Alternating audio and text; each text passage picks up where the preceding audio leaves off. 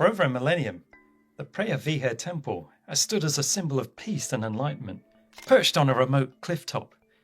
But for most of the last century, it has been at the centre of military standoffs, national pride, and courtroom battles at the ICJ.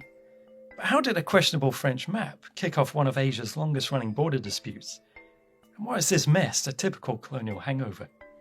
Preah Vihear Temple was built in the 11th century by the Khmer Empire. 900 years later, it get caught in a territorial limbo between a colonial treaty and that controversial French map.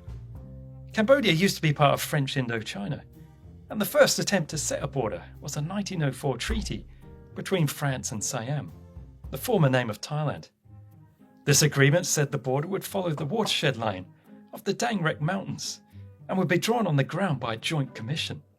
This likely would have put Preah Vihear Temple in Thailand. End of video, right?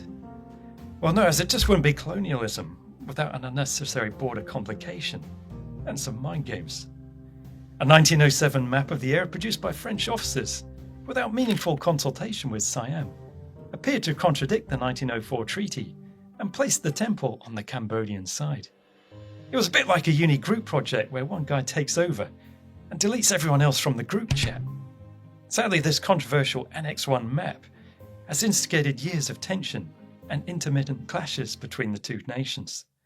The Thais might have noticed the screw-up straight away, but wanted to avoid a repeat of 1893, when the Thais and French previously argued over land. That ended with the French threatening Bangkok with gunboats and taking Laos. Thailand was a fragile buffer state at the time, caught between the British and French empires, who kept chipping away at Thai territory. While the Thais never officially accepted the 1907 French map, they didn't protest and even used the map in official documents. This will be crucial later on. It was only after the French left Cambodia decades later that Thai forces occupied the temple in 1954, perhaps sensing the tables had turned. But the newly independent Cambodia took the matter to the ICJ, and in 1962, the court judged the temple to be Cambodian due to acquiescence. Thailand had failed to protest the 1907 French map, and therefore was deemed to have accepted the border. A subsequent 2013 ICJ decision clarified the surrounding clifftop land also belongs to Cambodia, to reassert the French map as the accepted basis for determining sovereignty in the area.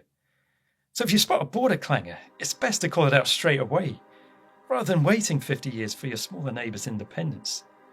But what do you think? Was this fair? Or should more consideration have been given to how the power imbalance at the time may have been a factor behind Thailand's inaction?